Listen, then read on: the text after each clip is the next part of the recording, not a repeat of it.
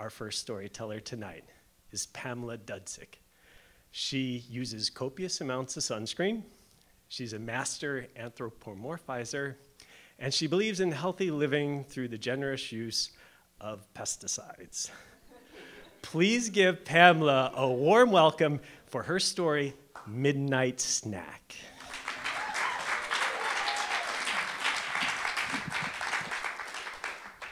I'm going to tell you the story of creatures in Zimbabwe more dangerous than the big wild game that you see on TV.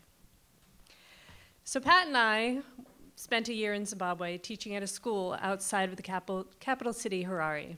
One weekend, we decided that we wanted to stay overnight, and we asked some friends of a friend to stay at their place. They had been setting up an organization, had a large building that had multiple rooms, bedrooms, kitchen, and computer rooms, so very large. They were really nice and very accommodating.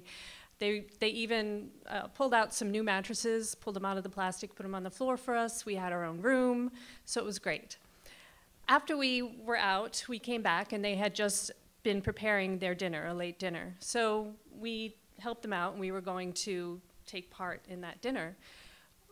As we were working, I noticed along the floor a cockroach, which I remarked on it, and because I just remarked on it, and they said, yeah, we have a cockroach issue. And it wasn't surprising because we had one where we lived, and they were just kind of everywhere.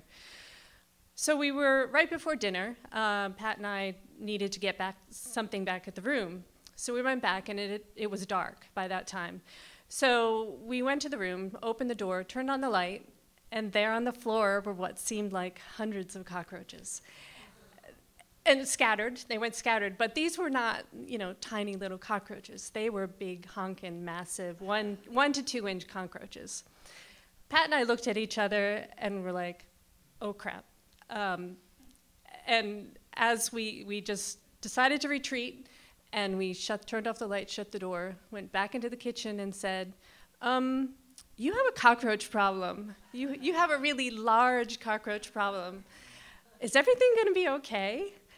And they looked at us and they said, oh, there's no problem. We sleep on the floor all the time. There's no issues. They don't go on the mattress.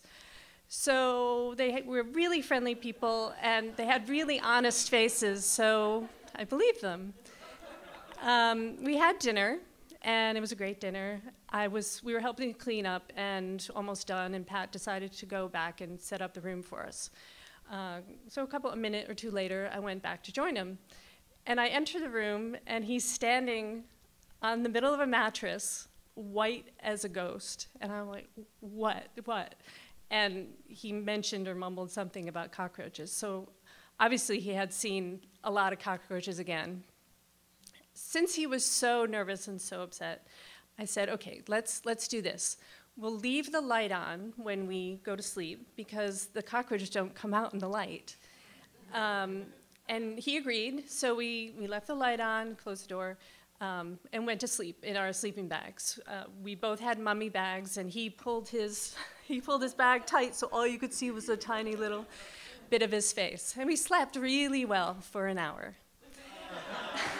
And then he woke up screaming, a cockroach ran across my face.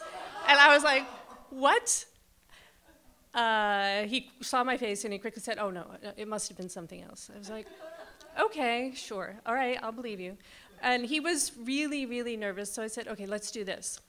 We'll sleep with the light on still, and we will take turns sleeping, and one of us will stand guard.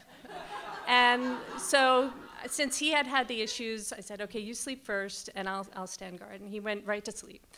I had a book, so I sat there and I was reading, and I noticed out of the corner of my eye on my backpack one of the really, really large cockroaches just sitting there looking at me with its antennae kind of going on. And I was really disgusted, but I was like, yeah, everything will be fine. It'll go off of it eventually. So I went back to my book, and I just looked up for a second, and I saw outside of the closet 3 cockroaches standing in a row, saying to themselves, is she awake? Can we move? Can we go? So I took a shirt, I waved it, and they're like, oh crap, she's awake. And they ran back into the closet. Again, and after I did that, I saw to the left, a little bit behind me, a tiny little cockroach. And it was on the mattress, and I flicked it off. And then I thought, holy crap, there was a cockroach on the mattress. But my tension was raising more and more, but I was like, everything will be fine. So I went back to reading my book, and I noticed that there was some coming out of the side beneath some boards. And again, I waved my shirt, and they kind of went back in. But eventually, the shirt didn't work. And one finally, I saw one in the distance across the room.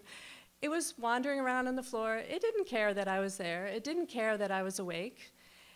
And and more started not caring that I was awake and that the light was on.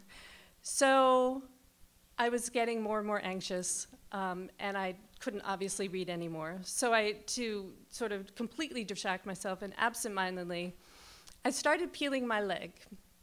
We had gotten a really bad sunburn the weekend before, and I just, you're not thinking, it's whatever. So I started peeling my leg, and I got a piece of skin off, and I rolled it up, and I threw it onto the floor, away from the mattress. And a cockroach that had been wandering around on Pat's sandals, kind of enjoying the little ride, saw it land, ran over, and started eating it. And it really loved the taste of human flesh. And it told the friends in the room, this is great, this is really great. And it finished it and started heading towards the mattress. So I was, I think, right on the verge of a breakdown. And it started coming closer and closer, and the other ones turned their heads and started looking at me. And it was at the big one that ate my flesh, was at the mattress, and I must have made some kind of sound because Pat woke up, looked at me, and said, what's the matter? And I just started crying and sobbing, and he looked around and saw all the cockroaches they were pretending like they weren't doing anything at this point. They were just kind of wandering around. He's like, okay, so let's do this. You take a turn sleeping, and I'll stand guard. And I'm like, no, there's no way I'm spending any more time on this floor. I will not be on this floor. We are going into the other room, to the computer room. We're sitting on a chair. I'm putting my feet up on the table, and that's that. And he looked at me. He's like, okay, we'll do that. So I got up, and I'm holding myself, sobbing. This whole time, even when I was talking, I'm just crying and crying and crying, tears coming down, holding myself, because it was just so traumatic. And so we got up, opened our door. Of course, the cockroaches went flying, and opened the door to the computer room. And as the door opened and the light fell upon the chair, there were 3 really large cockroaches sitting there, welcoming us, waiting for their midnight snack. They were drooling. And I completely lost it then. I ran back into the mattress, stood on the mattress, my feet together, holding myself, completely incoherent, unable to speak, practically unable to breathe, but I had enough energy to just cry and cry and cry. And Pat didn't know what else to do, so he shook me, which got me really, really, really mad. But I don't know if you've ever been shaken. It's better than being slapped, but it was still, but I got mad and it stopped me. I was able to actually move now and talk, kind of, except sort of say, ooh. So we got our act together and we said, okay, we're going outside. We took our sleeping bags, we went outside and slept on the dirt, found a good spot. We didn't see any cockroaches. We slept for an hour, and it started to rain. But we picked up our bags, we moved someplace else, and I had a fitful sleep. And I was never so more excited to see daybreak than I was after that evening.